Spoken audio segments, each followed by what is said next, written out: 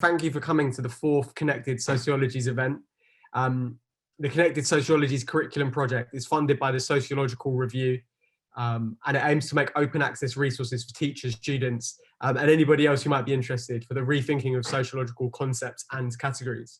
This webinar is a launch of our Policing Crime and Violence module, which went live yesterday. Crime and violence like that, just to clarify. And will feature around 8 sessions looking at topics such as colonial origins of policing, the policing of gangs, the war on terror, and a lot more. In this webinar, we'll aim to sort of examine some of these issues and sort of draw out some of these discussions of how contemporary modes of policing have their roots in the European imperial project. And we'll explore what this means today for the police and also, probably more importantly, for the populations that they seek to discipline and control. We've got 4 really good speakers and a really international lineup, which is one of the good things, I guess, about Zoom, from multiple time zones to bring you the cutting analysis that you signed up for. So each speaker is going to have 8 to 10 to 12 minutes or however long they fancy going on for until we cut off the mic before we'll go into a Q&A. So just to introduce the speakers in order in which they're going to speak. We've got Dr. Kristine Eck, who is an associate professor and director of the Uppsala Rotary Peace Centre. Her current research interests concern state coercion and policing. We're then going to have Dr. Tanzil Chowdury. Tanzil is a lecturer in public law at Queen Mary University and the co-director for the Centre of Law and Society in a Global Context. He's also the co-founder of the Northern Police Monitoring Project. We've got Danielle Beaujon, who is a PhD student at NYU. Danielle's research examines the policing of Algerian colonial subjects in Marseille and Algiers. And then last but not least, we've got Dr. Adam Elliot-Cooper, who's a research fellow in sociology at the University of Greenwich. His research interests include policing, anti-racism, colonialism, and post-colonialism. His first monograph, Black Resistance to British Policing, will be published by the Manchester University Press in May 2021, in case anyone wants to pre-order. And he's also co-authored another book, Empire's Endgame, Racism and the British State, which is out now with Pluto Press, in case anyone wants to just order it, full stop. So I think we're just going to start. So Kristine, if you're ready, get us started. Yeah, over to you.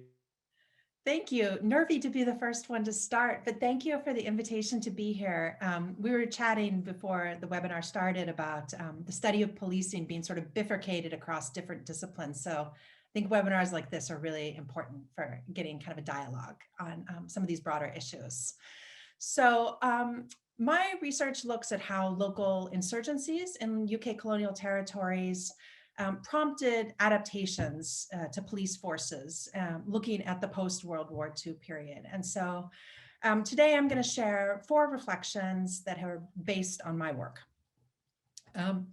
The first point that I wanted to make was that improvements to policing capacity after World War II varied across colonial territories, and they were primarily prompted by extended periods of armed conflict. So we see armed conflicts taking place after World War II in Palestine, Malaya, Kenya, Cyprus. And there were a number of other territories where there were shorter periods of unrest, riots, demonstrations, strikes, and the like. But the policing response in those territories was typically to temporarily loan other security forces, be it the army or from other neighboring territories, in response rather than adapting the police force itself. So in London, it was understood that challenges, especially violent challenges to colonial authority, could be prevented with sort of better policing capacity, particularly intelligence capacity, which would allow police to preempt armed opposition, and that doing so would be more cost effective for the territories rather than fighting a full-scale insurgency. So already in 1949, we see a request being sent from the Secretary of State of the Colonies to all of the colonies, asking them to learn from the Palestinian and Malayan experiences and to improve their police intelligence systems in order to prevent insurgency. But those decisions ultimately are taken by each individual colony because each colony is responsible for managing its own expenditures. So this directive from London was really met by haphazard, mostly lukewarm responses from the colonial governments who didn't really want to bear these costs that it would be required. And so in some colonies, special branch units, and the special branch is the police unit responsible for domestic intelligence during the colonial period, hadn't even been formally established as independent bodies by the time of decolonization. So what we see is a pattern of policing reforms that are essentially reactive. Adaptation of the police in this context primarily took place in relation to extended periods of organized violence. The second point I want to make is that when faced with insurgency, there were two predominant adaptive responses within the colonial police. The first was an investment in information acquisition, so heightened surveillance, infiltration, interrogation, these kinds of activities. And the second was an increase in militarized policing. And so I want to talk about each of these a little bit in detail. My expertise is primarily on the Malayan Emergency, which I think makes for a really clear example of these sort of intelligence efforts that colonial governments extended in light of conflict. At the outset of the Malayan Emergency, there was no capacity within the police for the collection of intelligence. There were no facilities for interrogation or translation or document research, agent running, sort of typical processes of political policing and counterintelligence. And this is fairly typical for colonies, all of the colonies in this period. But because the communist rebels that were challenging the government in Malaya practiced guerrilla warfare, the colonial police realized that to be able to obtain the intelligence necessary to identify where these rebels were hiding in the jungle and who was supplying them with food and medical supplies was essential to combating the insurgency and required intelligence inputs. And so in developing the special branch in Malaya, the focus was on creating an organizational capacity for the collection, analysis, and dissemination of intelligence by opening training schools, by opening interrogation centers. And importantly, these resources were used to increase the recruitment and training of Malayan cadets. Counterinsurgency requires local knowledge, local language skills, and the infiltration of opposition groups requires the right ethnic background. And all of those factors elevated the importance of locals compared to British police. So there is not only an organizational component, but also a human capital component to this story. Interestingly, the insurgency prompted the administration to recruit not only ethnic Malay, but also amongst the ethnic minority Chinese in Malaya, even though the rebel group was largely composed of ethnic Chinese. And that is notable in some ways, that the fact that the ethnic group was associated with an ethnic minority didn't prevent the police from recruiting members of the minority, in many ways diverges from what we see otherwise across different colonial territories and what we see even today in contemporary civil wars. The other major innovation we see in terms of police responses to insurgency is heightened militarization. In Malaya, we see police recruits being trained at the Army's Jungle Warfare Training School. We see them being trained in not only police duties, but also fighting and weaponry. And afterwards, they're being deployed in semi-militarized activities, for example, accompanying police patrols into the jungle. A special paramilitary jungle police force was created. In Malaya, we see both the intelligence and the militarization adaptations. The focus there is really heavily on intelligence, but this varies across colonies, which is my next point, that even amongst these colonies that adapt in the face of violent insurgency, that adaptation varies, particularly in terms of how they balance intelligence versus militarization. Despite the fact that we see British colonial administrators, including the police, moving between these colonies and attempting to export lessons learned from combating other insurgencies. So, for example, the Palestinian Commissioner of Police was transferred to Malaya. He brought with him 500 ex-police from Palestine, and likewise, we see many Malayan administrators being transferred to Kenya. And in fact, one commissioner of police in Kenya had worked in both Palestine and Malaya. And of course, we can take this story even farther back if we want to look prior to World War II. So this suggests that there were considerable opportunities for transmitting lessons learned across the colonies despite these opportunities, when we look at the archival material, we see that lessons learned often came too little and too late. And for a variety of reasons, there were different adaptive reactions amongst the colonies which experienced violent conflicts. Even though in all of the cases, the colonial leadership recognized the value of intelligence, they weren't always able to capitalize on it though. So for example, in Palestine, intelligence was not forthcoming. And in fact, many Arab policemen were leaking police information to the guerrillas. And because they were unable to attain intelligence and build up a capacity to do so, the police force became increasingly militarized and increasingly reliant on British personnel rather than local personnel, which meant that their tactical options were circumscribed, and what they were left with was mainly sort of large-scale cordon and search operations, patrol by armored car, the kind of tactics which only served to further isolate the police from the public, and which were largely ineffective. A similar story could be told about Cyprus. Again, we see efforts to improve police intelligence being stymied by the fact that policemen were providing rebels with intelligence.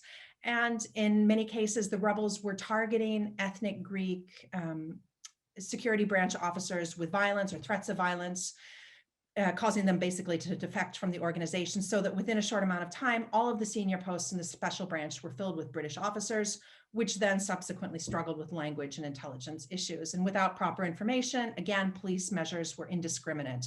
Cordon and search, curfews, collective punishments, which yield small benefits and which are widely detested by the local population. Likewise, in Kenya, we see them slow to learn from the Malayan insurgency, although eventually Special Branch was expanded and developed a capacity to target and penetrate Mau Mau rebels.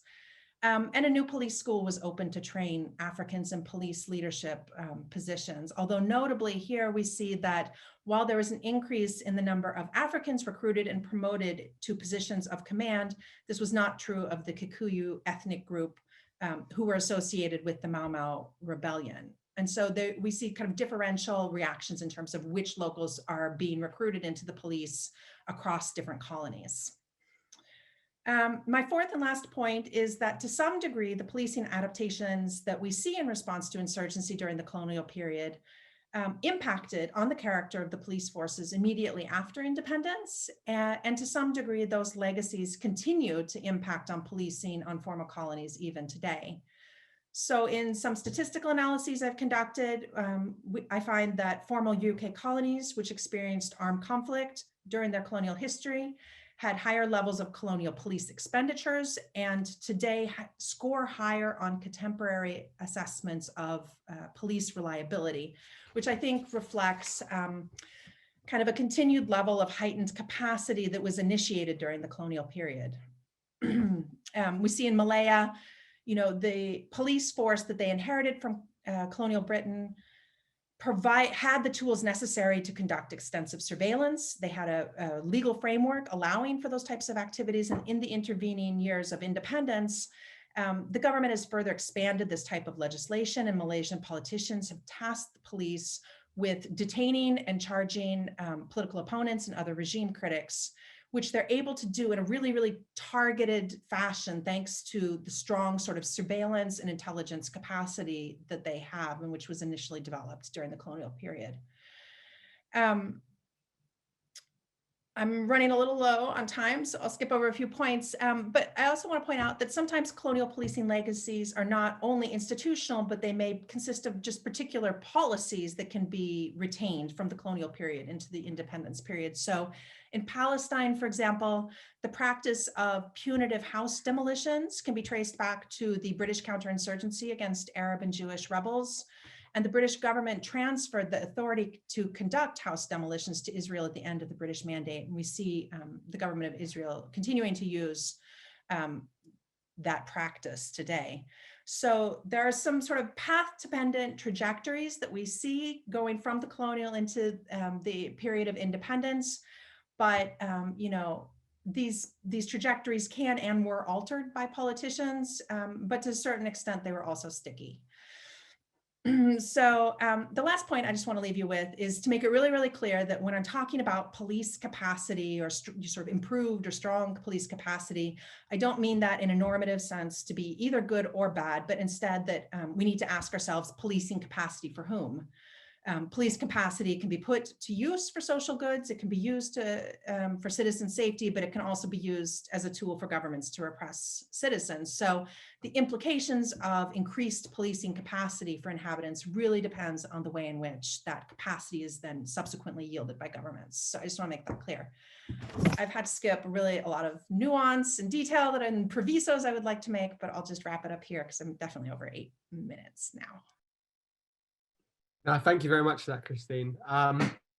Also, just a quick reminder to everyone, if you have any questions, just put them in the Q&A box and we'll get to them at the end after each speaker's kind of had their say. Also, in case you haven't, subscribe to the YouTube channel. I'm told to remind people to do things as soon as people here, so I'm putting the link in there. And then, yeah, Tanzil, over to you to carry us on.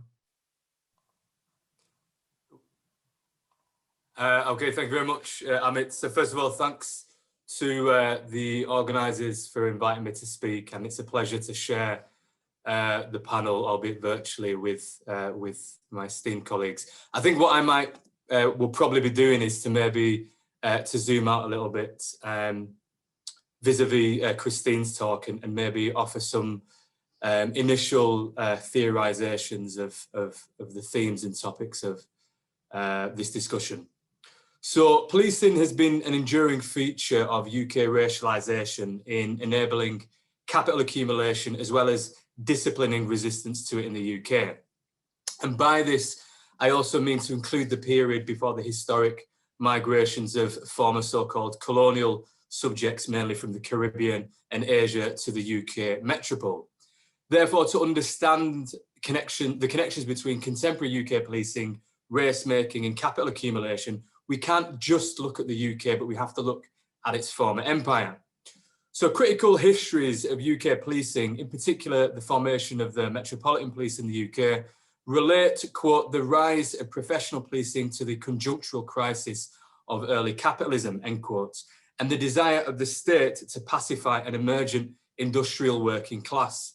While partially correct, such accounts suffer from the same provincialisation levelled at some political Marxists who generally see the origins of capitalism in the enclosures of the English countryside and the Highlands clearances of Scotland, and marginalise, therefore, the UK and its imperial entanglements. Governance in the colonies, protectorates, mandates, dominions across Asia, Africa, the Americas and the Middle East meant policing in the UK not just constituted policing in the colonies, but was also constituted by it, as Kristine has brilliantly articulated. The violence of the imperial project shaped and continues to shape the technologies of British state violence today. So contemporary policing in the UK is part of this multi-directional movement, the colonial boomerang, of policing cultures and techniques that moved between the colony and the metropole. So in his discourses on colonialism, Aimé Césaire famously wrote how Nazism emerged not just as a, quote, mass psychosis of the German nation, but from the fact that he, Hitler, applied to Europe colonialist procedures which until then had been reserved exclusively for the Arabs of Algeria, the coolies of India and the N-words of Africa, end quotes. Indeed, writing at the start of the war, George Padmore said that the colonies were, quote, the breeding ground for the type of fascist mentality which is being let loose in Europe today, end quote. And so UK policing and its practices of race making and capital accumulation are the products of the colonial boomerang. But rather than starting this story in India or the Middle East, I'm going to start in the UK's oldest settled colony, that of the north of Ireland, more commonly known as Northern Ireland, which provided an important space for the logistical and strategic experimentation of racialisation and the policing of dissent and anti-colonial resistance. This was then transported back into and reconfigured in the UK and made the common sense of policing, especially in its policing of racialised communities. Importantly, in order to manufacture consent, particularly on the British mainland, the Royal Irish Constabulary engaged in a concerted propaganda campaign against the indigenous Irish population, framing them as a perpetual threat to British imperial interests of accumulation that were little different to the productions of racial regimes, techniques, and practices of imperialism elsewhere. As Patrick Wolf writes, when colonisers are threatened with the requirement to share social space, racialisation describes a process in which colonisers impose classificatory grids on local populations to coordinate particular ends. Indeed, race is colonialism speaking. Orientalisation was key here. And so the Irish's quote-unquote wild shamrock manners needed to be policed and placated.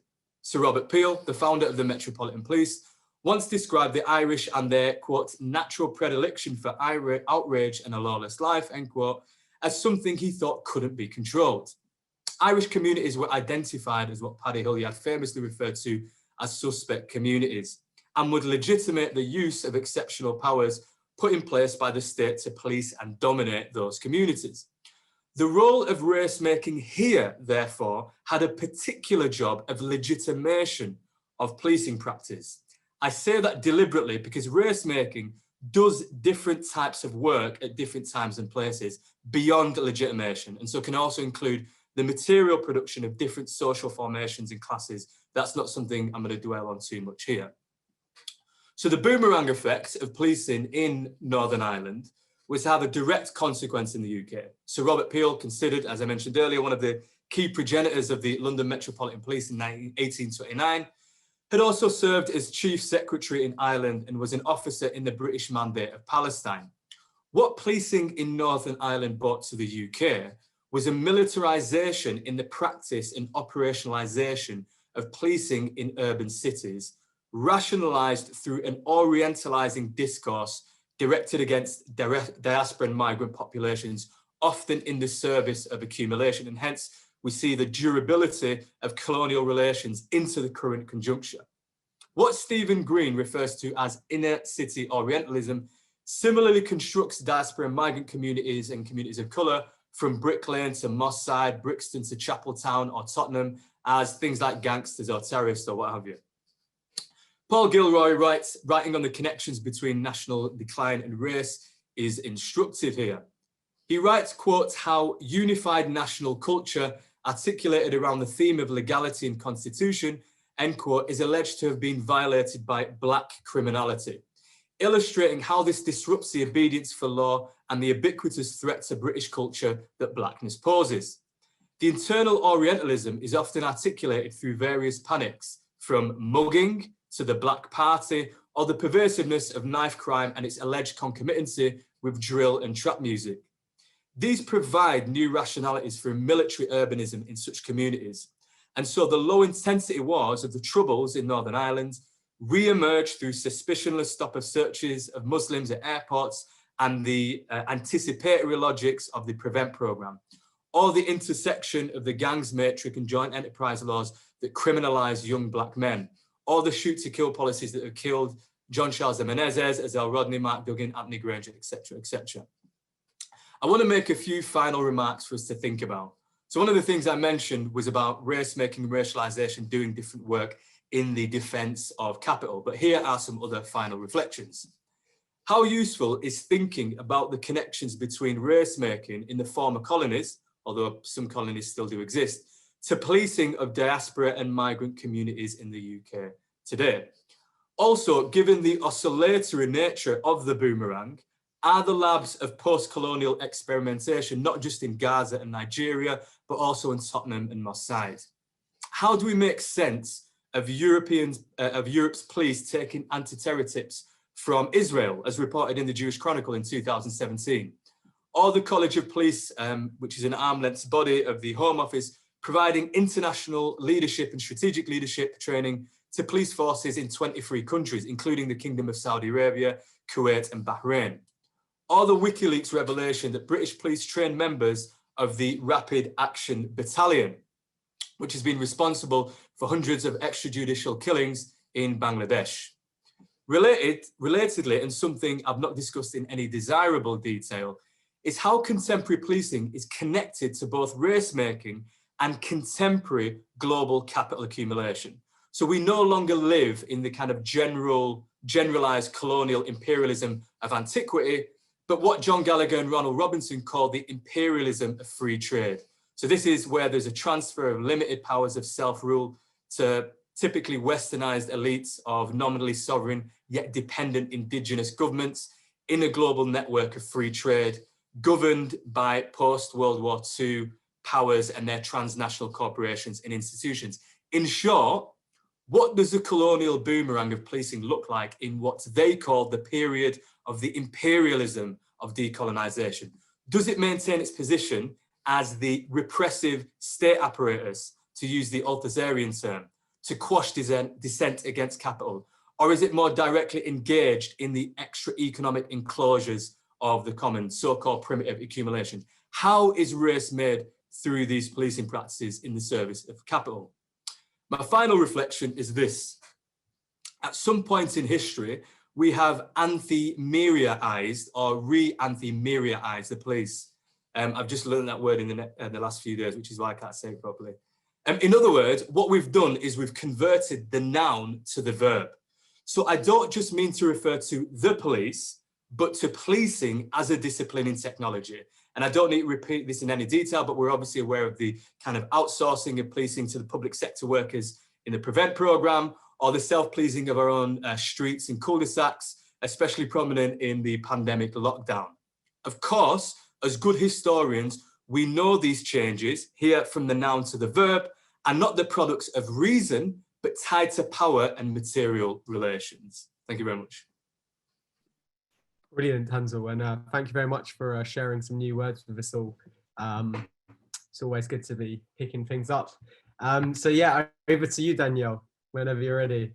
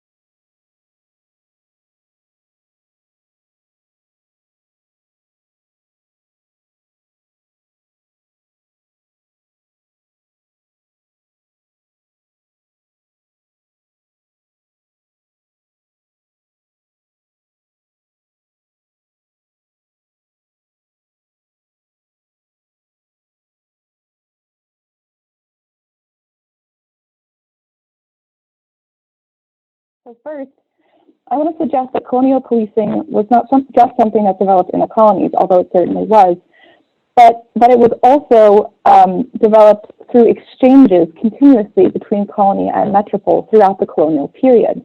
And that the importance of this is that it tells us that European policing institutions were always involved intimately in colonial policing, and it was not just the colonial police forces inventing these practices.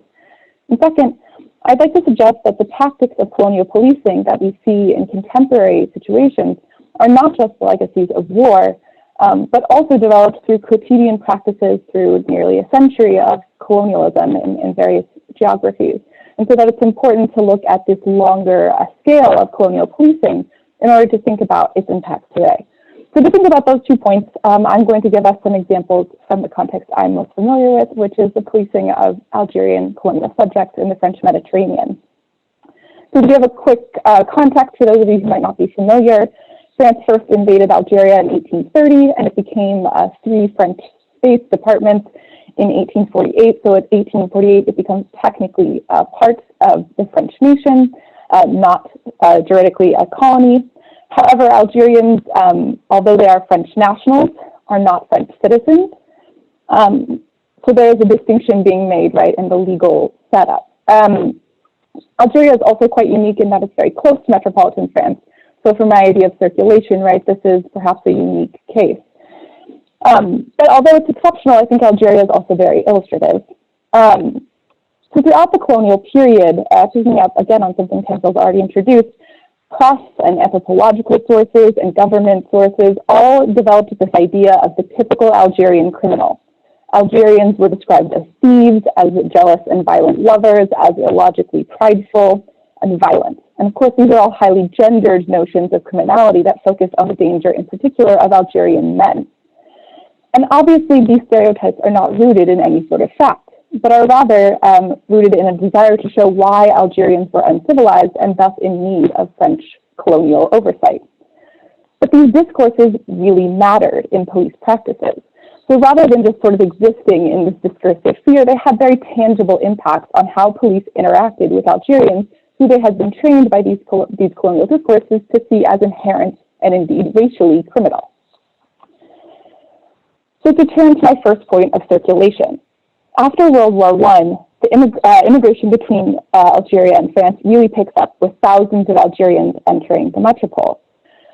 The colonial police in Algerian ports like Oran and Algiers, and also in metropolitan centers of Algerian immigration like Paris and Marseille, worked together to develop a system of surveillance to track what they have determined to be dangerous migrants from the colonies. So the police, there's evidence of collaboration between the colonial and metropolitan police forces in this sort of network of surveillance. They track numbers, they track how Algerians are moving through cities, and there's an irony in this obsession, of course. Algerians are French in this period. They have no other nationality, but they're still being treated as outsiders and indeed as more dangerous than other immigrant populations. Police define Algerians by their otherness and are worried and also express fear of illegal or clandestine immigration, again, particularly ironic given that Algerians are coming from what is technically France. And I think that this is one of the legacies that we can see today. Police in France continue to treat racialized populations, particularly those from post-colonial spaces, as outsiders in France. They focus, again, on ideas of clandestine immigration and point out the dangers of these populations, particularly by their otherness from the French population. And just to give one example, police and popular media often describe North African immigrant populations as being too different from France to ever be truly French, even though many of these North African families now include generation of children born in France and are themselves French citizens. And this idea of difference and danger is rooted in colonial discourses that villainized Algerians and particularly portrayed Islam as antithetical to French values. So turning to my next point, I want to suggest that the discourses of Algerian criminality led to quotidian practices of discrimination that again have influence or can be seen in contemporary metropolitan practices in France. So having determined that Algerians were particularly criminal and dangerous, the French state set about creating new ways to control them.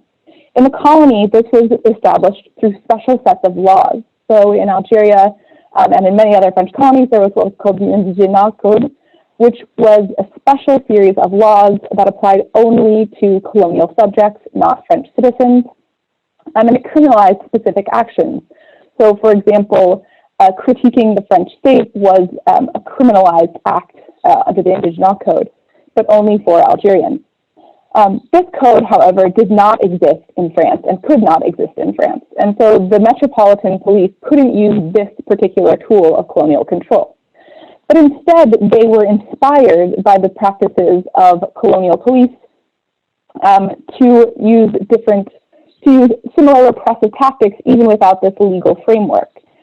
So in the metropole, for example, in Paris and in other cities that were centers of Algerian migration, including Marseille, we see the creation of specialized police forces that were designed explicitly to police only North African colonial subjects. These are known as the Brigade Nord-Africaine. Although other immigrant groups are much larger in numbers, so for example, Italians far outweighed the number of Algerians in Marseille, North Africans are the only the only immigrant group and the only racialized group that are treated with these specific brigades. After World War II, France does disband these specialized police forces, having recognized that they are racist, but they recreate them nonetheless using different terminology. So although it is now taboo to have a French police force that only polices North African, they instead relabel these brigades using spatial terms or types of criminality. So in Marseille, for example, there is a brigade that is created to police the neighborhood of the Bourse. But this neighborhood has been identified as a racial space, right? So it's identified with North African immigrants. So in creating this spatial brigade, effectively what the police are doing is recoding race through spatial language, enabling them to continue these colonial practices in a world where racial language is no longer so acceptable. And I want to suggest that this type of overlapping between race and space in policing continues today. So to give just a couple examples, in the banlieue of Paris or the Quartier Nord of Marseille, these spaces have been identified as racially other, as crime-ridden, as impoverished, and the police treat residents of these spaces differently. They're more likely to question or arrest youth found in these racialized spaces as opposed to in other wealthier, whiter neighborhoods. And I would suggest that the policing of these criminalized enclaves today is very much connected to how ideas of race were spatialized in the colonial period. So just by way of conclusion, since I'm running out of my allotted time, as I tried to show today, the legacies of colonial attitudes and practices are still apparent in France, and I think based on the presentations in the UK as well. Officially, France does not recognize race, so they don't collect any sort of racial data. They choose to present the police as colorblind. But in the past 5 to 10 years, the French police have been regularly accused of racist actions, particularly against French citizens of Black or North African origin. And importantly, activists in this fight against police brutality regularly make the links to colonial practices of policing. And so thinking about these legacies is particularly important when we think about how we can reform or change the police to better serve communities of color today. Thank you. Thank you very much for that, Danielle. That was really good. So yeah, last but not least, Adam, over to you. Thanks so much. And yeah, thanks so much to Anna and everyone who put this really important project together and organising the event today. So thanks so much. So I'm going to talk a little bit about what often is referred to in Britain as the Windrush generation, right? So the generation of large numbers of people from the Caribbean, but also from the African continent and parts of South Asia, began to migrate to Britain in significant numbers after World War II. And the reason I think this is an important moment is because this isn't just a period of British history where large numbers of people, like what we call racialized people, so Black and Asian people, migrate to Britain. It's also the period in which the racist ideas which have been talked about in the previous presentations, the racist ideas which justified the militarized forms of policing, the police violence, the other forms of I guess, state power and discipline, which have been imposed on colonized people in Africa, in Asia, in the Caribbean. These ideas also began to migrate to Britain and become used on the British mainland for the first time. And one of the ways in which, I guess there's kind of two ways in which we can think about colonial policing coming home to Britain. One of them are I guess the ideas of colonial policing. And so I guess maybe there are kind of 4 ways in which we can think about the ideas of colonial policing. The first, I think is really important, is the idea of identifying suspect communities. Kristine mentioned some of them in her presentation. So it was like the Chinese Malay in Malaya, or the Kikuyu in Kenya, but in the Caribbean, it was often through class. So it was working class people, generally trade unions, which were the subjects of being identified as suspect communities by the British colonial administration. And so in these different kind of contexts, colonial policing tried to identify who are the bad colonial subjects, who are the criminal colonial subjects, and who are the good colonial subjects that do as they're told, that work nicely and help to extract our resources to make our nice colonial profits, who do as they say and don't commit crimes, and who are the bad ones, who are the ones that need to be monitored more closely, who are the ones that need to be arrested, questioned and searched and apprehended, and who are the ones who need to be punished, often punished using corporal punishments or capital punishments. The second idea is that I think comes home is which is connected to this, is the idea of militarized policing, a more violent form of policing. So the idea that in the colonies there is no attempt to create a distinction between the military and the police. In some contexts, such as India, you do see this coming in a bit, but in many of these kind of colonial contexts, particularly what's called the counter-insurgency policing that Kristine talks about. So this is policing in which there is an anti-colonial uprising, and the colonial government attempts to repress that anti-colonial uprising. There is very little distinction between the police and the military. And so you have military technology, military weaponry, military power being used against citizens very often. The third one is the importance of surveillance and monitoring. So this is the idea of whether it be through stops and searches and checkpoints that we might be familiar with both in the colonies but also in Britain today, but also other forms of surveillance. So that might be moving large numbers of people from their lands into what were called secure villages, but are effectively camps, prison camps, labour camps, where large numbers of people were put into one particular place, so surrounded by barbed wire and fencing, so they could be monitored more closely. And some of the examples that Kristine talked about, such as Malaya in Kenya, were key examples of that. But the other thing that kind of migrates to, so the way in which these kinds of forms of colonial policing begin to travel to Britain, as I mentioned, can, I guess, broadly be divided into kind of ideas and material things, right? The actual techniques and the weaponry and what have you. So, of course, the ideas that begin to migrate to Britain as significant numbers of people from Britain's colonies and former colonies start arriving in Britain after World War II are the ideas that, as Danielle mentioned a little bit as well in the French context, the idea that these people are inherently criminal, that they're dangerous, that they're violent, that they're sexually promiscuous, and that the men are coming to steal white women, and that their women are either over-repressed in the household or sexually deviant outside of the household. And so all of these ideas, all of these kind of stereotypes which helped to legitimize and justify colonial violence began to proliferate, began to spread all around the British mainland as Black communities and Asian communities began to establish themselves in the 1960s, 70s and 80s in Britain. And it really came to a head, I think colonial policing really begins to emerge in really kind of material ways, really tangible ways on the British mainland.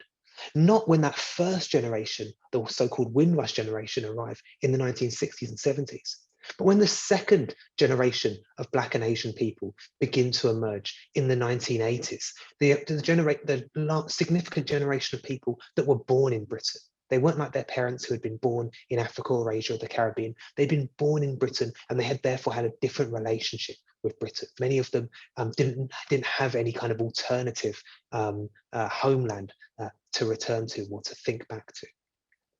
And it's in this context that we really see British colonial policing in a very material way coming home and being used in Britain. And so many of the Black communities in the 1970s and 80s began to be identified as being particularly criminal and associated with a certain category of crime called mugging. People are probably familiar with this. Before the 1970s, the word mugging hadn't ever really been used before. And it was a kind of an idea borrowed from the United States, which was used to criminalize Black American communities in the 1970s. And it was borrowed by the British government and police and the media to begin identifying Black communities in Britain as being predisposed to criminality. And the important thing about mugging isn't actually a crime. There's nothing in the kind of statute books, the law books, the legislation about mugging. Mugging is a category of crime. And so what creating a new category of crime does, it kind of vacuums up lots of existing crimes, theft, robbery, assaults, those types of things, into this new category of crime, creating the impression that there is a new problem, that there is a different problem. And if there's a new problem, if there's a different problem, then it must be attributed to new and different people. And it's Black communities for whom this supposedly new and different problem was attributed. And so this gave the government and the police the impetus, the green lights to begin using more intense forms of policing, raids on Black homes and businesses, the reintroduction of what were called the sus laws, the laws of suspicion, where the police could stop and search and arrest an individual based purely on suspicion. And it's in this context in 1980 and 1981 that we begin to see urban rebellions against this particular form of policing. The first instance is actually in 1980 in a working class Black community in Bristol called St Paul's, where a Black-owned cafe called the Black and White Cafe is raided by the police, and the community attempt to resist the raid on this particular cafe. A few months later in Nottingham, in the West Midlands, we again see a similar instance in which the police attempt to arrest a number of people and the community come in to intervene. But it's in 1981 that we see these rebellions spread across the country, in places like Brixton, in South London, in Moss Side, in Manchester, Toxteth, in Liverpool, St Paul's, in St Paul's in Bristol, Chapeltown in Leeds. A number of different multicultural working class communities begin to resist this form of police power and violence. And it's in the midst of this resistance that you really see colonial policing coming home. We've already seen the kinds of identification of a suspect community with these Black communities. We've already seen these forms of surveillance through the stops, the searches, the raids on people's homes and businesses. And we, of course, also see these forms of collective punishments. But it's following these rebellions that you begin to see militarized forms of policing really coming home. And these include things like the use of poison gas on the British mainland for the first time, CS spray and pepper spray being used against people in first Toxteth in Liverpool, then Moss Side in Manchester. Before that, it had only ever been used in Northern Ireland, in the context that Tanzil talks about, but also in other British colonial contexts, Kenya, Malaya, Guyana, Trinidad. All of these kind of colonial contexts to challenge anti-colonial movements. One of the other things that was used for the first time in the British mainland in 81 was the use of armoured vehicles being used to driven into large crowds of people with the supposed intent of dispersing them. Before that, this had only ever been used in colonial contexts and in the north of Ireland, but this was used on the British mainland for the first time in Toxteth in 1981, and then in Moss Side. And if I remember correctly, it was the context of Toxteth in Liverpool, in which a disabled man was killed in this when the police were using this particular tactic. We also see, of course, armour, so the kind of body armour we associate with riot police being developed during this period. And it's in similar uprisings in 1985 that we see not only poison gas and armour being deployed to an urban rebellion, this time in Tottenham in North London, but also rubber bullets, baton rounds being brought to the scene of an urban rebellion. Even though they weren't actually used, they were brought to the scene and the police were ready to use them. And it's in this context of rubber bullets being brought to the scene of an incident for the first time on the British mainland that we see also the leadership of the Metropolitan Police being taken over by a guy called Sir Kenneth Newman, who had cut his teeth in the north of Ireland, overseeing the repression of the indigenous Catholic communities there, but had also served in Palestine as well, and so was familiar with these colonial contexts. And it was here that he was taking that kind of colonial experience and using it on the British mainland against Black communities. I guess, to finish off, maybe we can think about some other ways in which we see these colonial legacies continuing today. And I think one of the most obvious ones, of course, is the spread of firearm police who have firearms, whether that be counter-terror police or put the police on our borders, or the anti-gangs police, of course, terrorism, gangs, and immigrants, all racialized kind of criminals. And of course, the tactic of recruiting people from suspect communities into the police. The idea that this is supposed to be a progressive tactic, when in fact, it's a very old colonial tactic, which makes racist policing more effective and efficient. And I'll leave it there. All right, brilliant.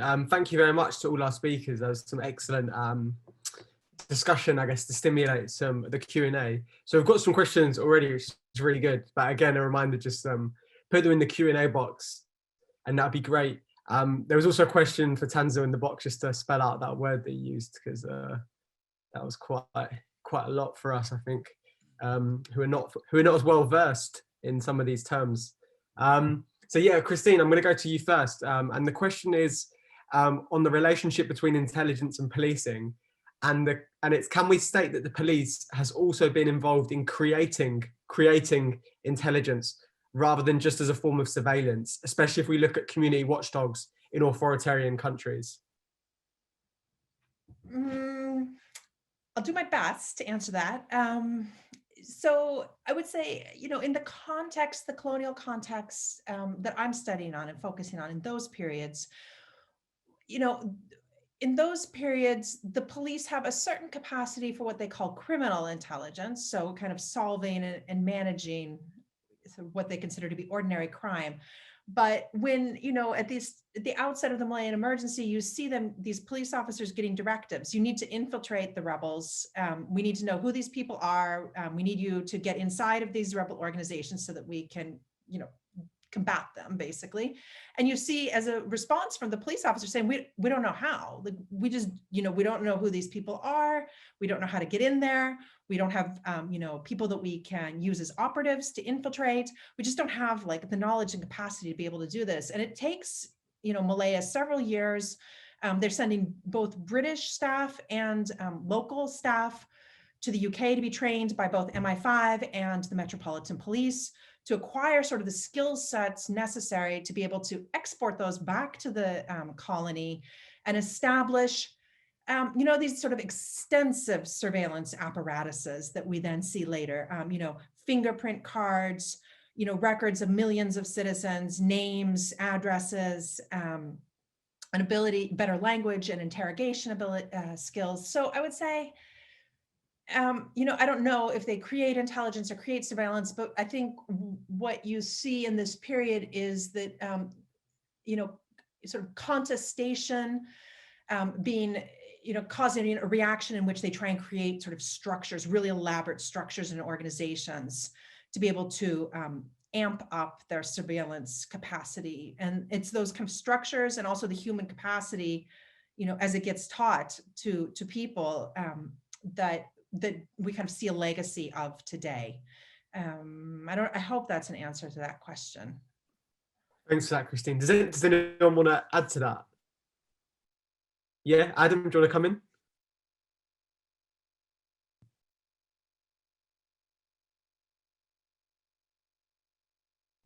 I don't know if Adam's coming in. Yeah, no, sorry, typical academic. I can't, unmute myself. I was actually going to share my screen very, very quickly, because I think that one of the things that's really important isn't necessarily that they created, the British colonial police or other colonial police created made up intelligence, but I think they certainly perpetuated certain kinds of stereotypes. And I think that's a really important component of kind of like colonial policing. So if everyone just takes a look at this, you can see some of the kind of posters that were created during the towards the end of British colonial rule in Kenya, and you can see the kind of stereotypical images of African people as being terrorists, as being violent, as being dangerous. And I think this is one of the ways in which not necessarily intelligence was created, but certainly kind of like racist stereotyping and racist ideas were perpetuated through British colonial policing in ways that I think served a kind of similar purpose to what maybe the question was alluding to. Okay, brilliant. There's actually just so many questions, so I'm just going to try and cycle through them as effectively as I can. So Danielle, this one's for you.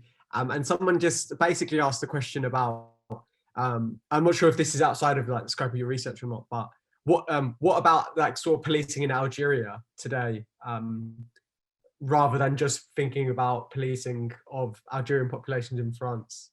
Have you got anything? Yeah, so that's a really great question. So thank you to that, whoever submitted that. Just as a sort of anecdote, when I was conducting research in Algeria, I actually went to the National Police Museum, where they had a series of posters about all of the different periods of the history of the Algerian police. And they had, everything dating back to, the Almoravid dynasty, so really like ancient history, but they had a noticeable blank starting in 1830 going to 1962, which is of course the years of French colonial rule. So explicitly, the Algerian police deny any legacy of French colonial policing in their current policing system. They skip right from 1830 to the War of Independence, and they root the modern Algerian police force in sort of policing that happened, that developed among rebels during the Algerian War of Independence. So these nationalists who started a brand new police force. But that's just not true. Everything about Algerian policing is based on the French model. So the way that they divide the subunits of policing in Algeria is the French model, which is quite distinct from the Anglo-Saxon models of policing.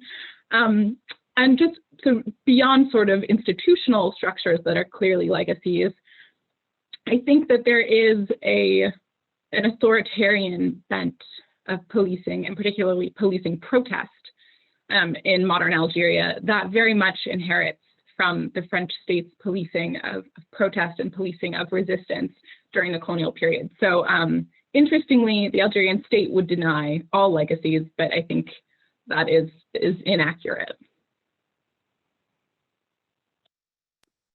Cool, thank you for that, Danielle. I've got a question to Tanzil first, and then Adam as well, if you had anything to add on it. Someone just asked about, in terms of colonial policing coming home, I guess your thoughts, they've just put thoughts question mark on the Greenwich strike, and how the Greenwich strike of sort of 76, 78 has significance.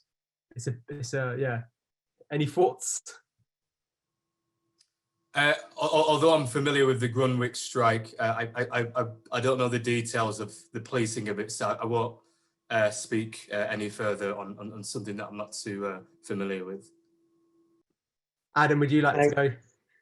Yeah, I'm also not that familiar with how the Greenwich strike was specifically policed. I know that it was, for people unfamiliar with it, it was a really important strike led by mainly South Asian women who I think were working in a typewriter factory, if I remember correctly. And they were challenging not only the ways in which they were being exploited, but also the racism in the workplace as well. And I think maybe one of the most important things about it is the fact that it's a really important period of British resistance to racism in Britain, which I think has echoes of anti-colonial struggles as well, many of which weren't simply armed insurgencies like we saw in Malaya or Kenya that we talked about today, but a lot of them were strikes as well. And places across the Caribbean and India and Africa also engaged in that kind of industrial action, which was really important for challenging colonialism as well as racism. Brilliant, Adam. I'm going to go back to you just quickly because there's a question specifically for you. And it's about the point that you made on colonial policing coming home again. And you mentioned how it kind of followed the Windrush era. There was the second generation of migrants after the Windrush era. And so the person's asked, was policing less racialized prior to that in terms of policing immigrant populations here? No, so just to be clear, the kind of racist policing began as soon as, people from Africa and Asia and the Caribbean began to migrate to Britain. What changed in the 1980s was the kind of weaponry, was the kind of militarism, was the kind of tactics, right? So it was the first time, as I mentioned, we saw poison gas being used, body armor, rubber bullets, all of these kind of tactics, they came. But that doesn't mean that what happened before was less racist. They just weren't using that particular kind of militarized weaponry, if that makes sense. So you still, of course, had police brutality, you still had searches and arrests and people being incarcerated and killed, all of these types of problems. But it's the ways in which we see it escalate, I guess, the violence becoming more sophisticated in a lot of ways in the 1980s, borrowing from that colonial context, I think is really important. Excellent, thank you, Adam. This is a question, a general question, I guess, to anyone who wants to come in on it. And someone's asked, could you tell us more about the role of colonial police during transitions to independence? Was it a simple handover of power / resources, or was it something else?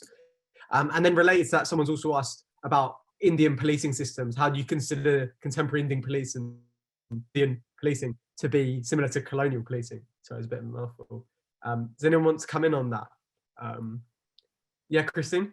I can say a couple words. I mean, in the cases that I'm studying, you know, the lead up to decolonization does result in an increased effort from the UK, from the colonial administration, to try and find adequate replacements for British staff. So they realized that they've been suppressing the opportunities for local inhabitants to move up in these hierarchies and to have leadership roles, and that has to now stop because they're going to lead soon. And so you see these types of officer training schools in the military. Officer cadets are being sent to be trained at Sandhurst. Ditto for the policing. And so there's an increased effort in both recruiting, but also particularly elevating local inhabitants so that they have the knowledge and capacity to kind of fill these positions. That said, you see a lot of variation as well over time. It's very, you know, haphazard. There's a lot of, you know, the racialized stuff going on here, and too as well in terms of which groups are prioritized in various colonies for these efforts and how much resources are really expended. Most of, you know, kind of going through the archival documents where you read administrators' reflections sort of after the fact, most all of them kind of reflect that we did too little, too late. We should have started this years ago. But I think when you're reading through the documents, you also see them thinking that they're going to have a longer time frame for decolonization. So after World War II, they acknowledge, you know, there's a clock on this, you know, the empire is ending, but they think they've got like 100 years. They don't realize that these nationalist movements are going to really pick up steam, and, you know, they got maybe a decade at best, maybe only a year in some cases. So I think that's a big explanation too for why it was too little too late. They were largely complacent about how their hold over power. Brilliant. Does anyone else want to come in, add anything to that? Tanzil or Danielle? I'll give Adam a little rest because he's been, we put him to work a little bit over the last sort of 5 or 10 minutes. No? All right, cool. No worries. Thank you for that, Kristine. Someone asked a question about police involvement in schools. We're going to have a session on that on the Connected Sociology website. So watch this space. We won't give any spoilers away now. So just check the website in a few weeks because we'll cover that. And there was a question as well, Adam, about whether you could make those images available. But I'm sure you can, and we can email them out in some capacity. The ones you showed about the Mau Mau. I'm just trying to get through some of these. So many questions, which is good. So usually the opposite problem, not enough questions. But so Danielle, this is to you. Someone's asked, part of the anti-colonial, decolonial dynamic is the tension between invested, enfranchised, and empowered, seeking to perpetuate the system that advances them, versus recognition of a broad spectrum of human rights and the dignity of all human beings. Can you comment on the recent proposal to continue indiscriminate, well, we'll have to just say this in an English accent, controls the identity in France and the pushback against it? That was very embarrassing for me. So yeah, please. No, that's great. So I think the first point that the question raises is really universal, right? I mean, that idea of the pushback between human rights and the empowered having to give up their sort of privilege in these policing matters is true in the US, it's true in the UK, it's true in France, and so this is a good point to raise in this discussion. As far as the contrôle identitaire issue, so this is a really interesting point because that is what I would say as one of the key quotidian practices of discrimination for the colonial police are these indiscriminate identity checks. it is very much a way in which the police are able to control the movement of colonial subjects, particularly in metropolitan France. And it's a direct legacy, I would say, to the way it's being used today to similarly police migrant or racialized populations. And so, I mean, I think again, to put it in parallels, it seems to me that the debates over that in France are quite similar to debates in the U.S. context on things like stop and frisk policies. You know, that debate has maybe played out a little bit already, but right, it's the idea here that identity checks enable the police to act upon racialized presumptions, right? So in randomly seeing a racialized person walking down the street, the police are able to act on, as you've been talking about, these sort of suspect communities that have been created. So yeah, I think, I'm not sure where else to go with it from that, but I think it certainly fits part of this legacies of colonial policing. Thank you for that, Danielle. Tanzil, I've got a question for you. It's not for you, but I'm going to give it to you. So you can take it if you want it, but if you don't, that's also fine. But I'm going to ask you this just because I know you did work with the Northern Police Monitoring Project, and someone's asked, do you have any knowledge on the impact of the way in which police close ranks in the face of criticism for those who are working in the area of police misconduct, who find it very difficult to pin racist behaviour on police forces across the UK? Is the problem that the police investigate their own misdemeanours, even if the IPCA is staffed largely by ex-police? Yeah. I mean, yeah, of course it is. I mean, I don't think anyone could, you know, commit to the integrity of an oversight body which is drawn from the same labour force that they're trying to scrutinise. I think perhaps, you know, so I absolutely agree with the sentiment of the question. I think perhaps one of the way of slightly turning it is looking at what these kinds of institutions do in formulating a common sense that we're doing something about, you know, racist policing. You know, having an oversight body like it's now referred to as the IOPC, or various kind of community advisory groups which draw in members of the community and make them feel like they're participating in setting the agenda of policing within those communities.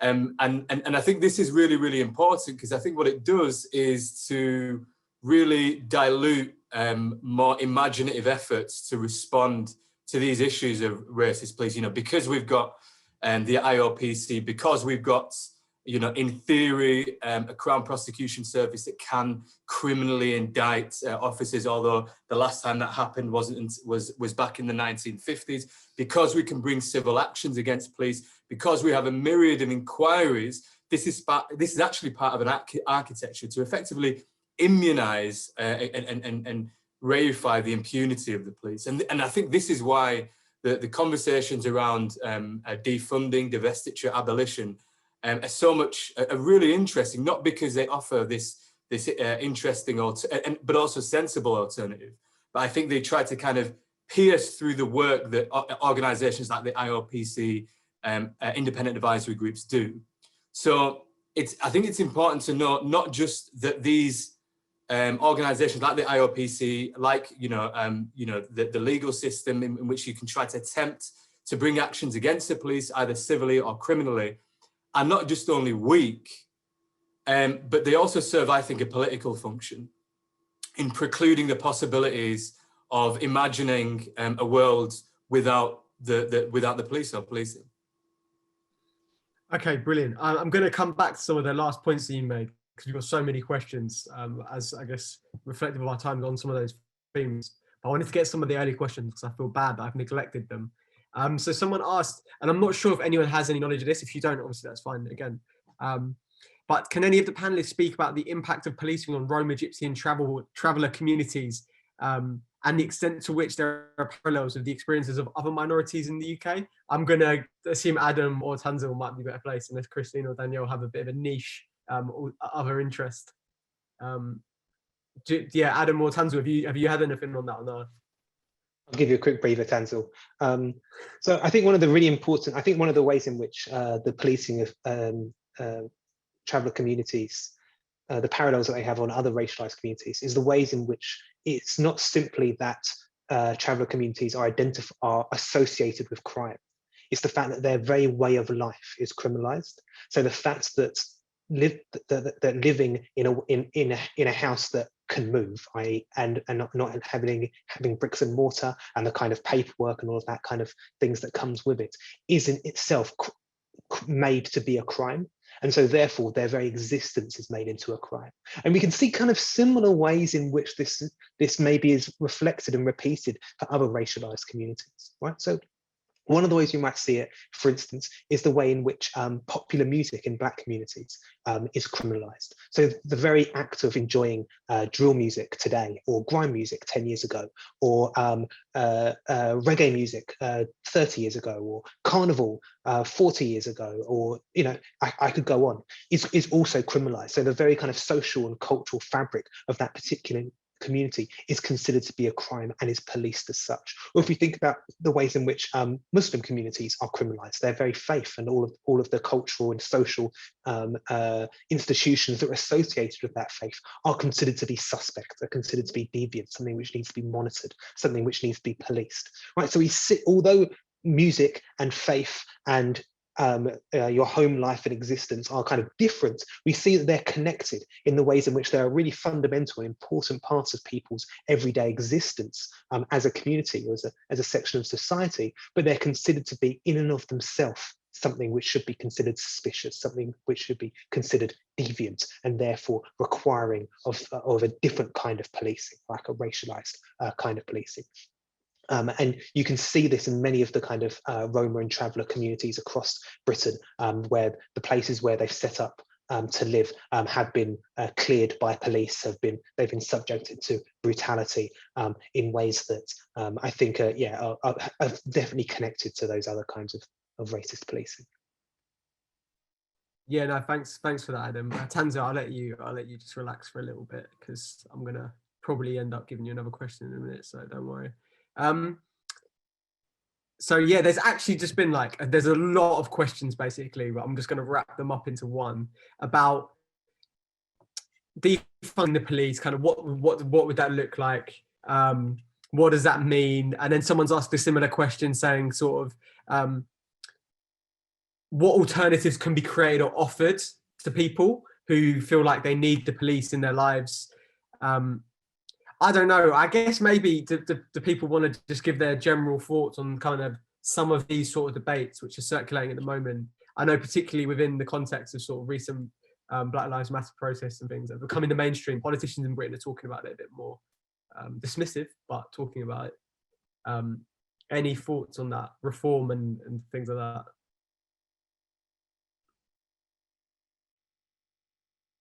Yeah, Danielle, do you want to go first? Yeah, so this moves away a lot from my research. So in this, I'm speaking more just as a resident American in this debate. But I think one really important thing to keep in mind with these questions of defunding the police or abolishing the police, and what does that look like?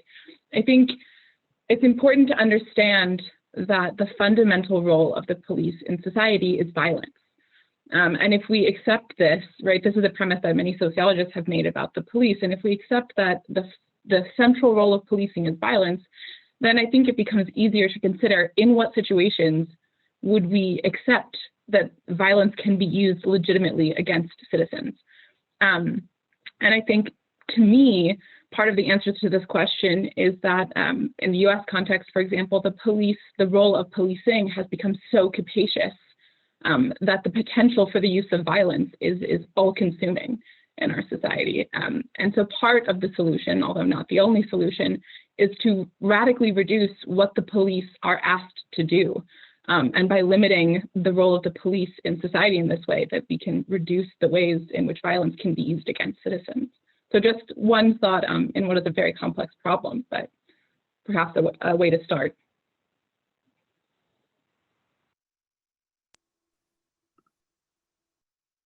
Yeah, Tanzil, sorry, go for it.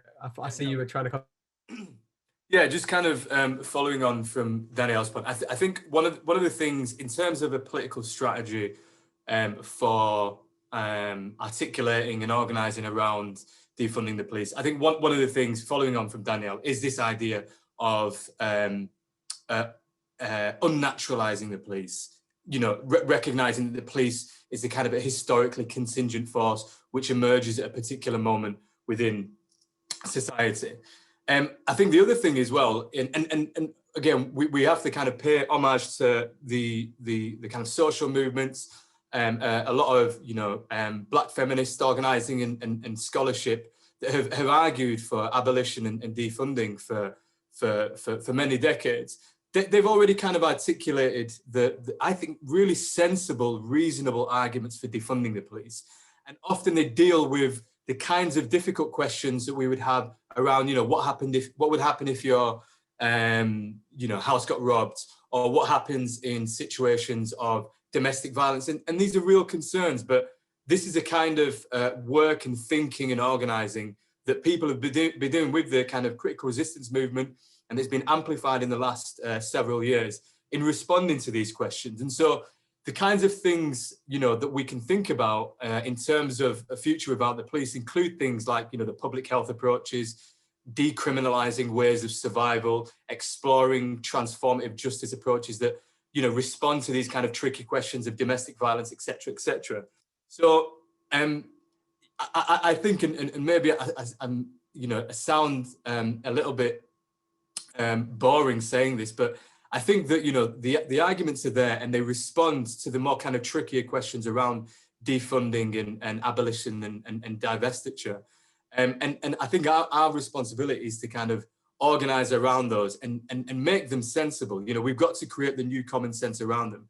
These aren't, I just don't think that divestiture of funds away from the criminal justice system towards, youth clubs, towards, more shelters, that sounds like a really, really practical, sensible, and easy thing to do. So we've had the kind of intellectual armature, I think, for a while. And I think it's for us to kind of maintain, that legacy and work that people have been doing for quite a long time. But yeah, part of it, I think, is as well as unnaturalizing the role of the police in society, is to offer those kinds of alternatives. And I think the work has already been done there. So in theory, the job should be easy. Kristine, you ready?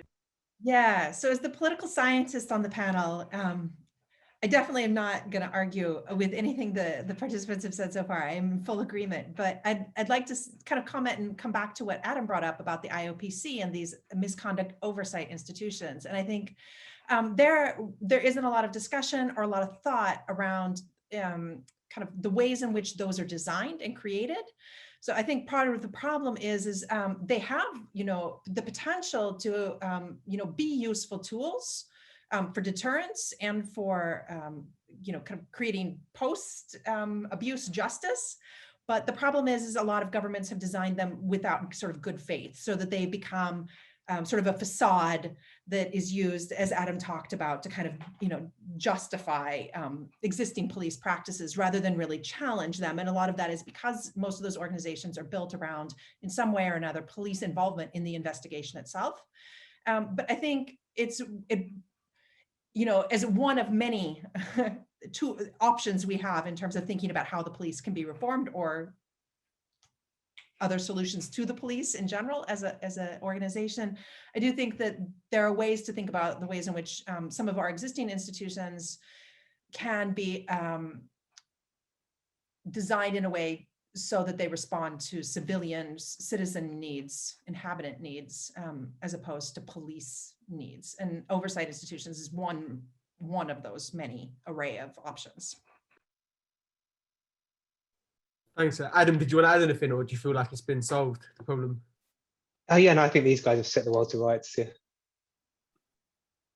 All right, cool. Thanks, Adam. So there's another question. I'm going to put this, Kristine, to you and Danielle. Someone asked about the roots of policing in the US context. We've spoken a bit more in terms of Britain. Obviously, it was a colony at one point of Britain, but do either of you have anything to say on that? Someone asked about, the question was, the person that they'd heard about policing coming from slave catchers in the Americas. Is that true, I guess? Yeah, I can speak to that. So one of the earliest forms of policing in the colonial United States were what were called slave patrols. So these were essentially militias with forced recruitment among the white male, or sometimes just the white population in Southern American colonies, so before the actual creation of the United States of America.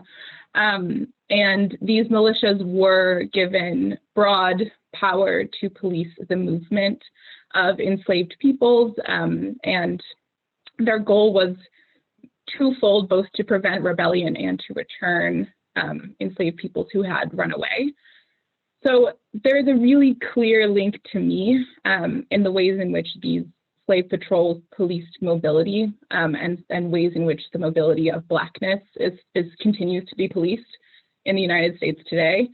However, I would caution us, just as a historian, we always look for the nuance, I suppose, but slave patrols were not the only form of policing in the United States, nor were they the sort of institutional root of American police forces. Those emerge in a slightly later context, actually. But I think that we can see a really important through line between these slave patrols and things like the Ku Klux Klan and other forms of white vigilante militias that are being used to police Black bodies in the American context. So it is a very important historical root when we're thinking about American policing. Kristine, do you want to add anything to that? No, I think Danielle did a great job. Okay, great. So Bob has asked the question like 4 times, so I'm going to just give him the right for the question. I'll read it out for Bob. Hopefully he's not a Bobby on the beats, but who knows? How do you see the future of policing, considering the current socioeconomic and political challenges, and I guess thinking about our current context in a pandemic? Any responses to that? You only need to answer it once, not 4 times. I mean, I think it's really, really dangerous to make any kind of predictions in the world we currently live in, which is just throwing up the most unpredictable stuff over the last probably 3 or 4 years. But I think maybe there's 2 directions things can go, right? There's the way in which we're seeing policing being utilized by the kind of ultra nationalism of what was represented by Brexit and Trump, as well as the kind of fortress Europe and the borders of America, which is expanding police and prison power. And this is something that's really being escalated during the pandemic, with the enforcing of the lockdown disproportionately criminalizing Black communities, and both here and other parts of Europe and the United States as well. So that's one way in which we see things going, and it's a really scary route, right? Britain's prison population has almost doubled in the last 30 or 40 years. It incarcerates Black people at the same rate as the United States incarcerates Black people. Almost a quarter of the prison population in Britain are Black, Asian, or minority ethnic, right? Despite only constituting about 13% of the population.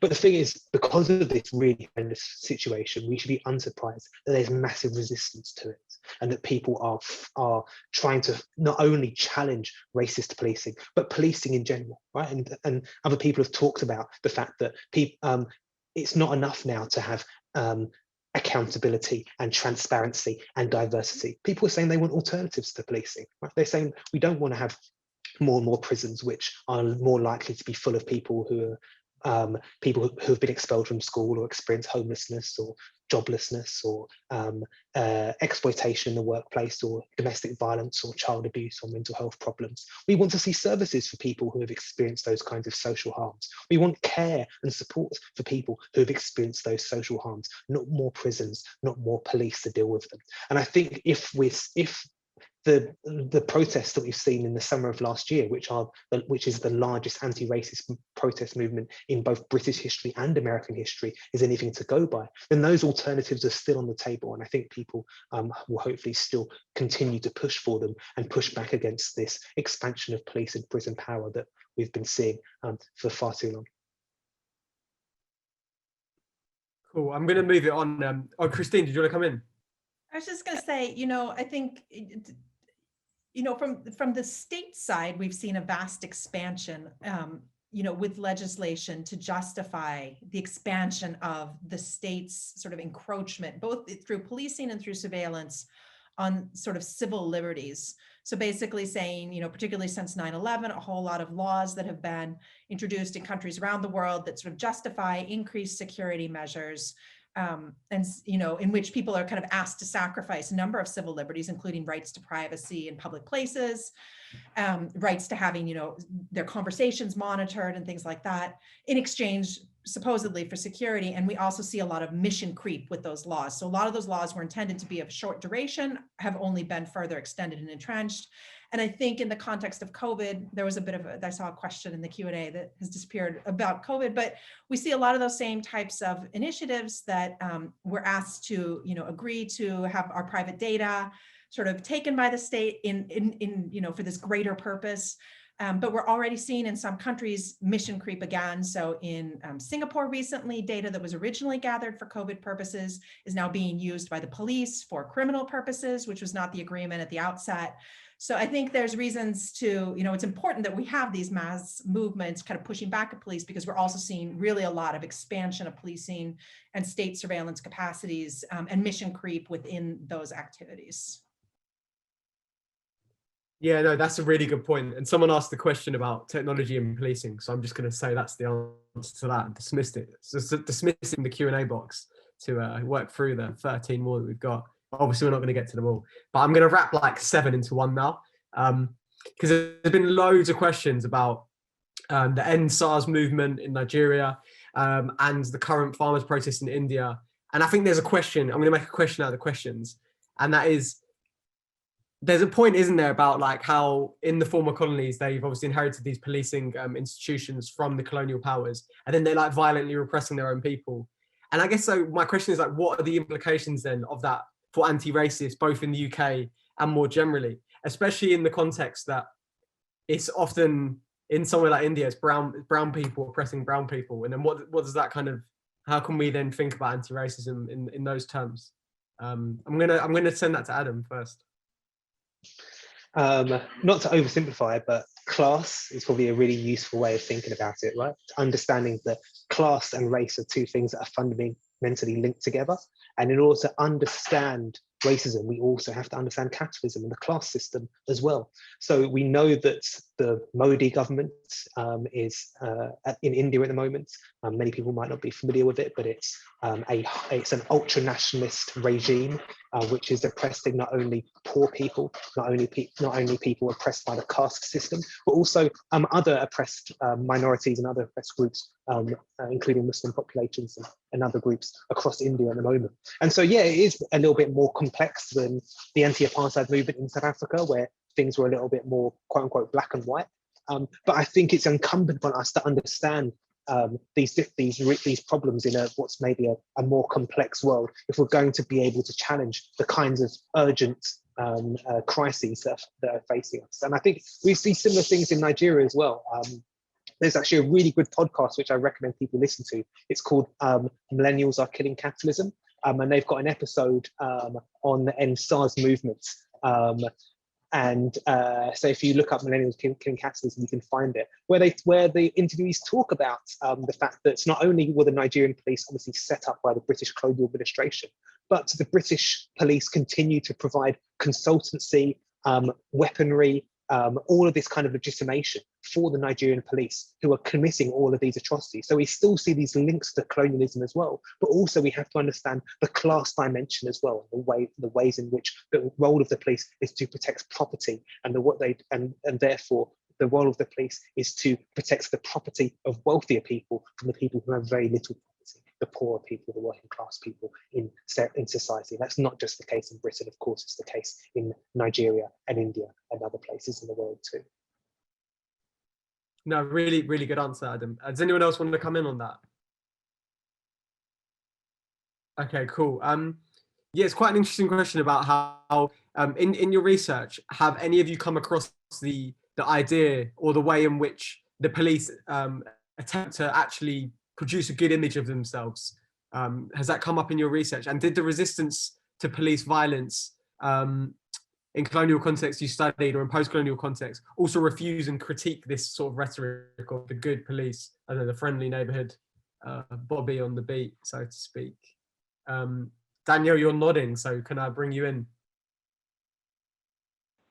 Yeah, absolutely. So in my case, just to go back to the example I talked about of these clearly racist brigades that were created in France to police specifically North Africans, in their own internal communications, they go on and on about how beloved they are, how they are, partners with this community, how, North Africans turn to them because they're the only ones who speak their language and know their morals. So the police are very much invested in this project, in my research, of themselves as the friendly neighborhood resource. And, in terms of resistance to this narrative, yes, constantly and continuously, in all sorts of, press sources being produced by Algerian nationalists, they explicitly are pushing back against this narrative of the friendly neighborhood North African brigade and are pointing out the violence that's being done by this brigade. So I think definitely that this is a conversation that's been happening, for a century. I think you see that, in the British context, in these areas where there are insurgencies, which are the ones I'm familiar with, you see really extensive psyops taking place, right? Adam showed us some of the propaganda posters from Mau Mau. In Malaya, they had mobile film teams that would show films, reaching over 1 million inhabitants, that were essentially propaganda films, right? With the idea of sort of indoctrinating the population into this idea that the British are there to capture hearts and minds. And what they're really doing is improving the living standards of the citizens as they, move them into contained communities that are fenced, but that's sort of a hearts and minds operation. So you see them trying to kind of pitch what they're doing in counterinsurgency as being in the best interests of the local population. And then, the kind of unfortunate thing is we don't have a lot of material that tells us how the inhabitants perceived that material, right? So there's a lot written about sort of what the colonial power was doing and not a lot about what sort of reactions it had amongst the populace. So the extent to which they bought into that narrative that they were being sold. Yeah, no, that's really good. Obviously here as well in Britain, we had the bill on TV all the time when we were growing up.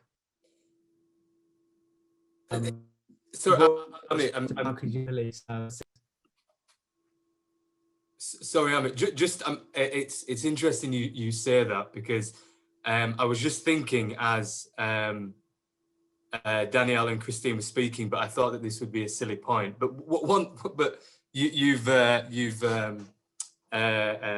given me the confidence to articulate it. But I think another slightly interesting issue here is about how popular culture creates the common sense around good policing. Right, and I'm thinking about the kind of flourishing of cop dramas and films in the UK and the US, and they exercise a very particular function about kind of manufacturing consent around the police and policing. And it's not just like the police are good, but like the police have got a difficult job, and sometimes they do make mistakes, and they are reflective and they are willing to reform.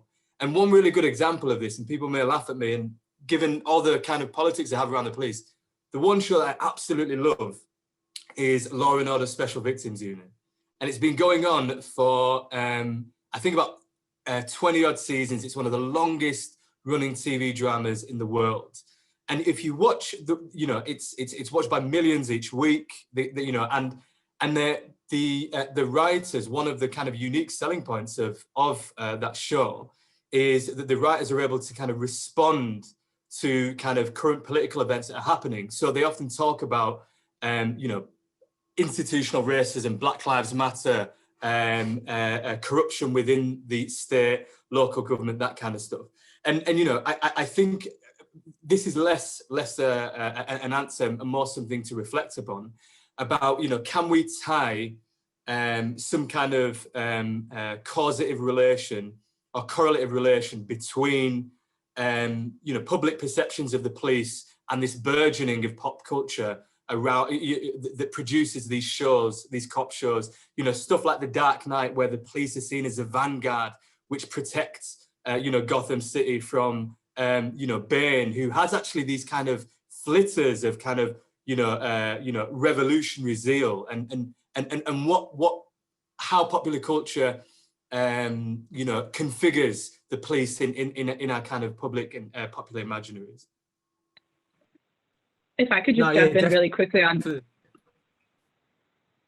I just wanted to post in the chat to Tanzil's point, there's actually a really interesting report done by Color of Change Hollywood about this exact idea of how representation in cop dramas really changes our idea of what good policing is. And they make some really interesting points actually about how cop shows show cops doing illegal things, but as good policing, right? Because they're always the virtuous ones. But yeah, so this is just to continue on that topic.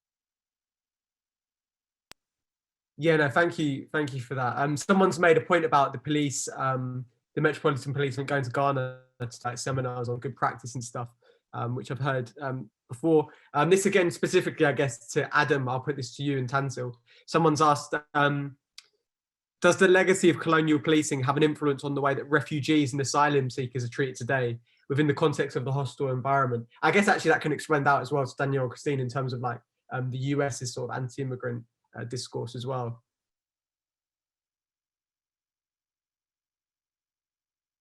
I guess, well, the short answer is yes. Unsurprisingly, one of the big things that colonialism attempted to do and was trying to do and did was to control populations, whether it was move populations from one place to another because they wanted to separate them, or to keep populations apart. This was a really important thing. And so unsurprisingly, we see this also happening in the sensitive empire, right, in Europe, in North America as well. But it also serves another really important tool, I think. It helps to create the impression that there is that there are barbarians at the gates, right? That there are these alien people who want to take our jobs and steal from us and do all sorts of terrible things, not only to us, but to our children and our families and our sanctity and our way of life, but also to our economy and our society, but also to our national culture, our pure, perfect, respectable, honourable national culture. You know, so the idea that the policing of immigration isn't simply about racism, but serves a number of different purposes, I think is really important. And not to go into too much detail, but I think one of the really important things it serves is that the government, the states, capitalism, right, the economy and that, it's in crisis, right? And the government can't deal with the ecological crisis we're facing, the economic crisis we're facing, or the health crisis we're facing. But what can it do?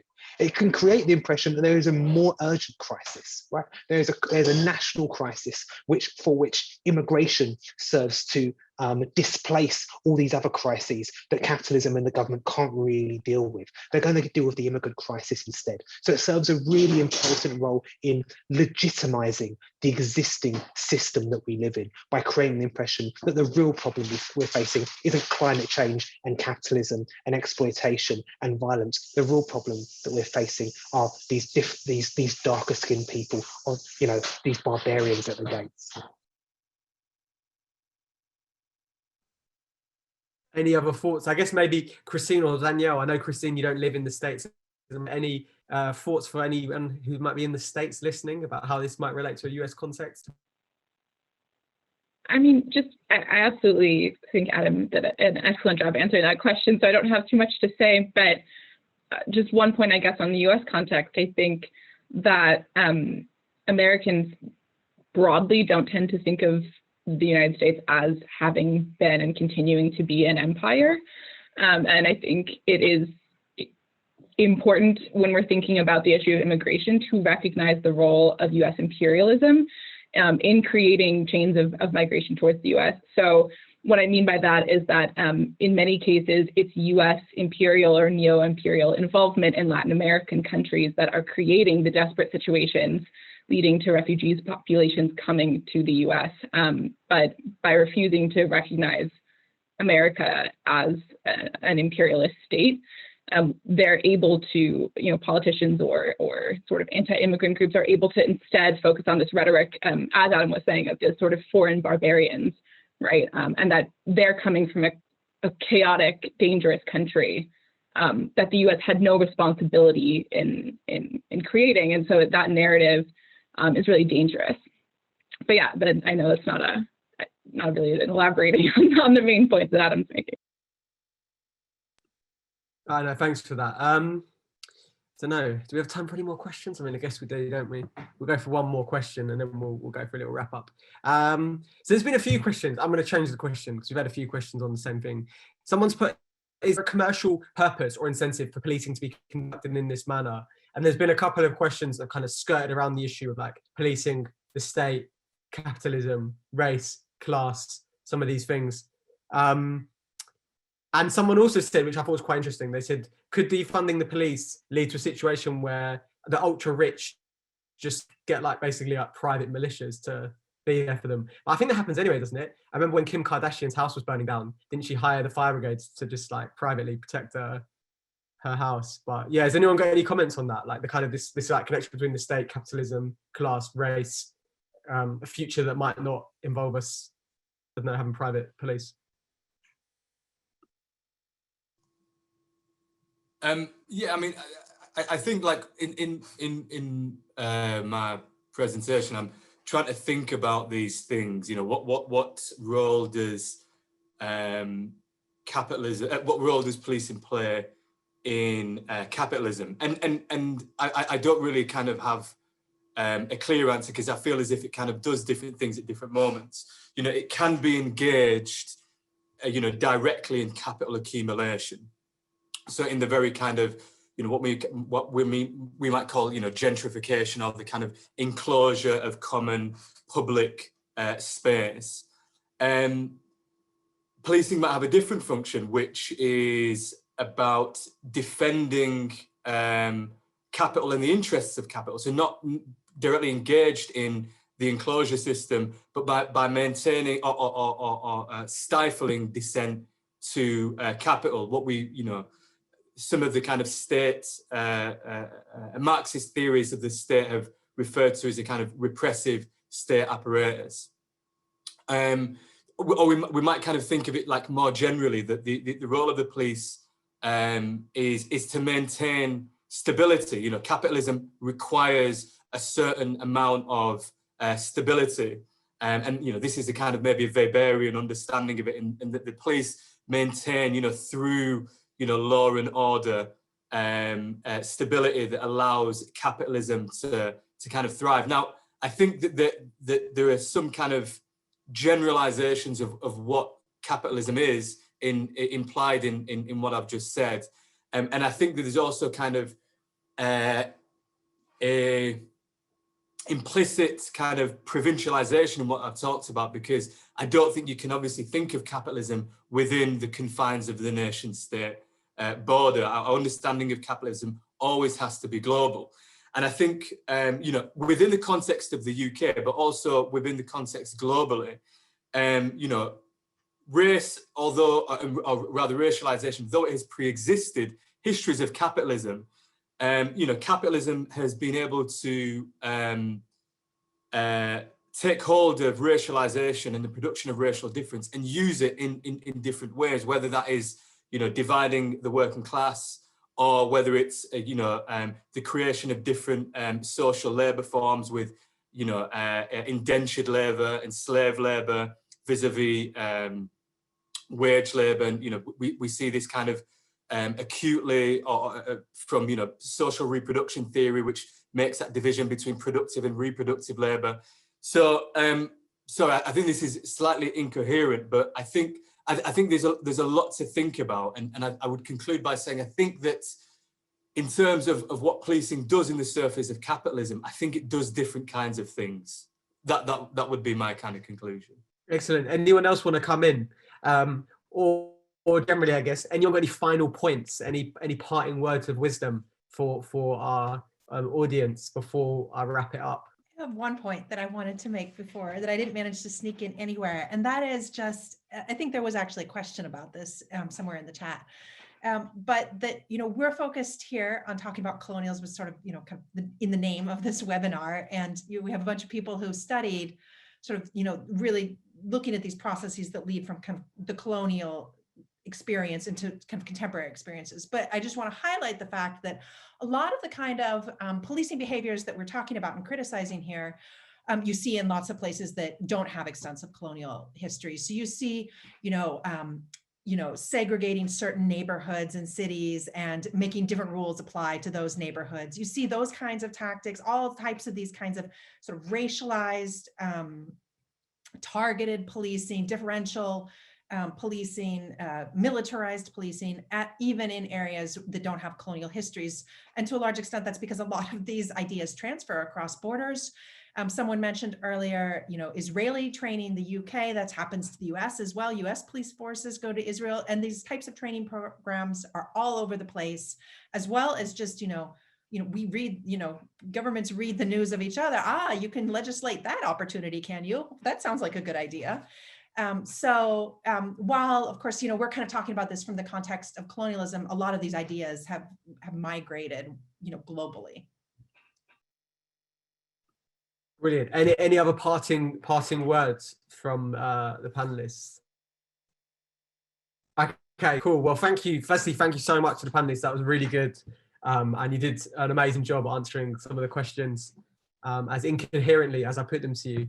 And again, I've been told to remind people to subscribe to the YouTube channel, which has like 200 subscribers, but we need to grow it to get some YouTube money to fund the project. So yeah, do that. And then the other social media channels, I think Isham put in the group. But otherwise, also check out the resources that we've made available. We hope they'll be useful to you, to like, if anyone's interested in teaching or anything like that. They're all open access, and yeah, hopefully of great interest to you. But thank you, and see you when we see you, I guess. So yeah, that's all from us.